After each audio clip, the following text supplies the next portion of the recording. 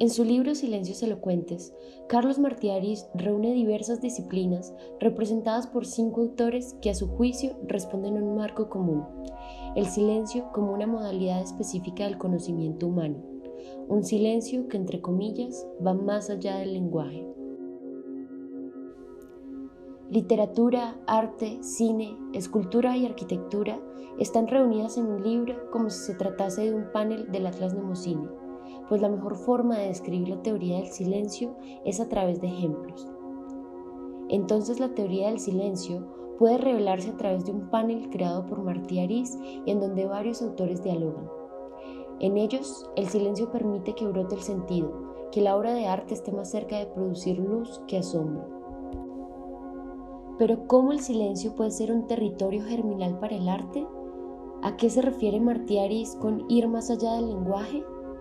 ¿Cómo una mirada a distintas disciplinas puede ser operativa en la tarea arquitectónica? En esta ocasión presentaremos el silencio como factor estructural, como una operación, tomando principalmente el caso del director de cine japonés Yasuhiro Ozu. Desde su interés por el cine o por la arquitectura del cine, Martí Arís toma la voz de este cineasta para exponer una de las manifestaciones de silencio, la cual puede expresarse en el título comprimido de su artículo sobre él: Ozu o las huellas de lo ausente. La estructura técnica de la forma del cine de Ozu se explica a través de 3 componentes que hemos identificado y que se relacionan entre sí: la forma esencial, los planos vacíos y el presente discontinuo.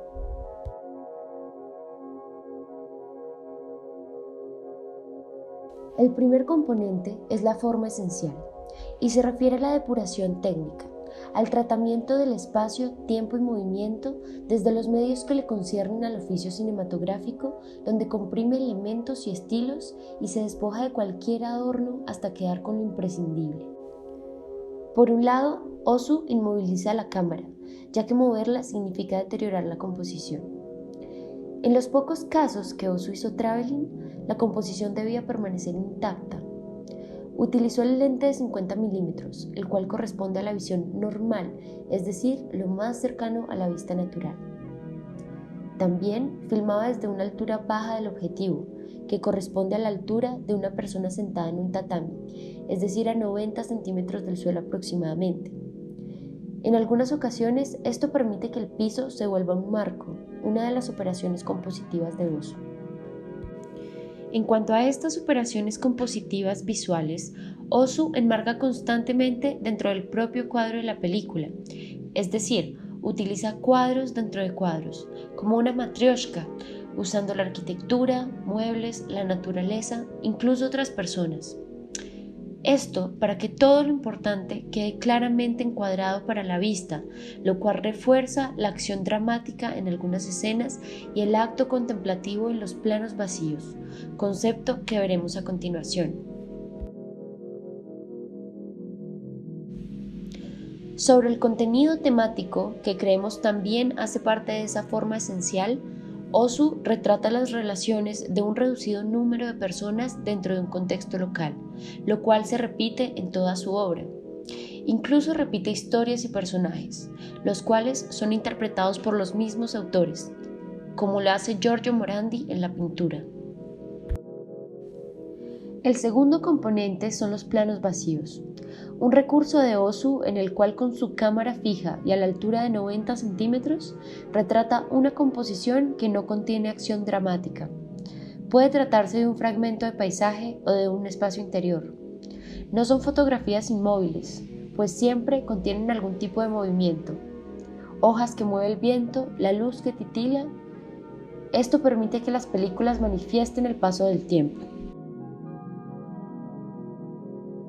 Los planos vacíos son dispositivos espaciotemporales que separan las secuencias, son una pausa entre ellas, un depósito del tiempo que se convierte en un ritmo visual capaz de expresar múltiples significados y que definen la arquitectura cinematográfica de Ozu. En estos se manifiestan las huellas del ausente, donde el espacio tiene la misma importancia que la acción dramática.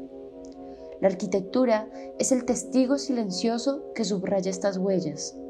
Los planos vacíos crean lugares suspendidos en los que se multiplica el eco de todo aquello que en el filme se sitúa en el terreno de lo alusivo y lo no dicho. Así, el cine y la arquitectura, compuestos por el espacio y el tiempo, revelan una estrecha relación. Mientras que el cine de Ozu captura el tiempo, la arquitectura contiene la huella de la actividad humana aún en ausencia de los personajes. Construye el escenario de la vida, acoge al acontecimiento cuando éste se produce y lo evoca cuando ha concluido. De esta capacidad de evocación se sirve Ozu para cargar de sentido los planos vacíos. El escenario contiene todavía el pálpito de alguna presencia, el latido del acontecimiento. El último componente es el presente discontinuo. Este puede ser explicado desde la segunda acepción en Ozu de fijar la cámara. No solo fija la cámara literalmente para filmar cada secuencia, sino que también permanece en el tiempo de su vida con su forma de hacer cine para retratar las variaciones de la cultura japonesa. La referencia continua al tiempo presente termina por presenciar el cambio. Esta característica hace que su obra sea tan local como universal. Mientras retrata aspectos recónditos de la cultura japonesa, es posible, como señala Wim Wenders en su documental Tokyo Ga, reconocer estas relaciones retratadas en cualquier otra cultura. La narración del tiempo presente va acompañada de una discontinuidad, del retrato de cuadros superpuestos que narran fragmentos del tiempo separados por planos vacíos. No es posible percibir la distancia en sus películas, no se ve a un personaje desplazándose de un lugar a otro. Un sentimiento de discontinuidad que realza el elogio al vacío de la cultura zen.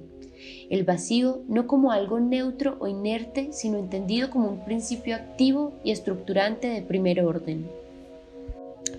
La repetición de este limitado registro de temas y el uso constante de los factores técnicos que él se impuso permitieron que su obra, como dijo Martí Ariz, creciera en profundidad, mas no en extensión. Estas características forman, entre comillas, una especie de tejido alveolar, un ahuecamiento por el que se filtra una mirada distanciada y contemplativa. Por otro lado, Ozu hace visible otro aspecto que resaltamos del pensamiento de Martí Ariz y a lo que llamamos las contradicciones martiaricianas, una serie de dialogías que reflejan que encontrar el silencio no es una labor tan evidente. La obra de Ozu es subjetiva y objetiva, local y universal, vacía y activa, normalizada e intensa, construida desde una distancia pero que termina retratando la intimidad. Los silencios que le interesan no podrían estar mejor nombrados, los silencios elocuentes. Entonces, el silencio es otro nombre para una técnica creativa, proyectual y compositiva que pauta la lógica y dinámica de la representación del procedimiento proyectual interdisciplinar, la analogía. La analogía es la técnica que modula la multiplicidad, variedad y diferencias entre las formas técnicas de existencia de las señales que provienen de diversas disciplinas. El vacío en un tejido no es posible sin algo que lo soporte. El silencio es posible si se crea un marco que permita hacerlo visible.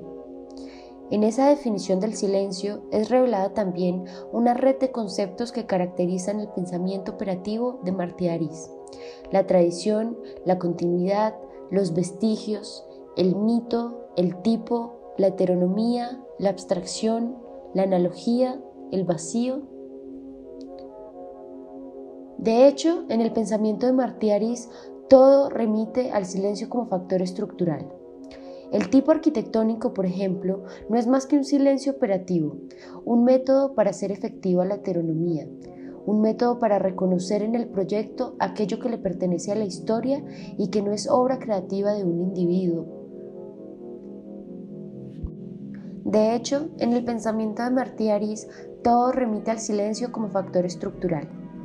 El tipo arquitectónico, por ejemplo, no es más que un silencio operativo, un método para hacer efectiva la heteronomía, un método para reconocer en el proyecto aquello que le pertenece a la historia y que no es obra creativa de un individuo, para hacer visible la influencia y el peso de la tradición.